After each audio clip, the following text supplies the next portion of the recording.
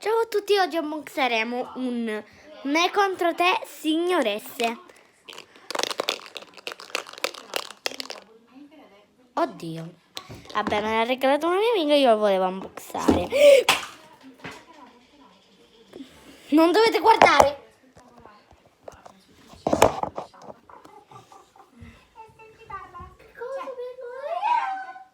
Devi fare la pipì? No, senti.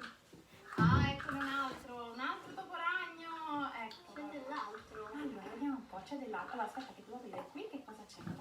Allora, Arrivo. apro io. Arrivo. No, dai. Abbiamo raccolta. E apriamo. Non capisco perché. Vero?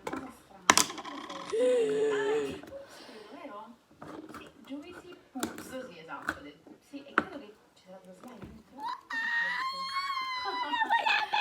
Slime. Ci sono degli animaletti, c'è una giraffa.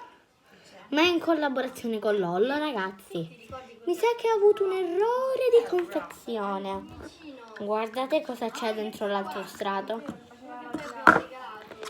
poi qui c'è qualcosa. Vabbè, della nostra storia che era successa nel 2018, che ha Guarda. della mia nonna.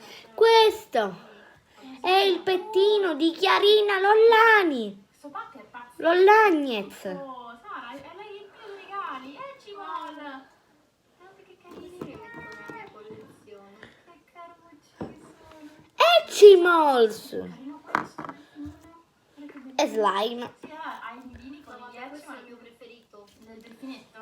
Che carini, grazie. E vediamo un po', c'è dell'acqua. Errore di cosa? Non è ancora finito. Di cosa? C'è una- Bene, il mio secondo unboxing. Sto molto bello, un bacio, un abbraccio e ciao.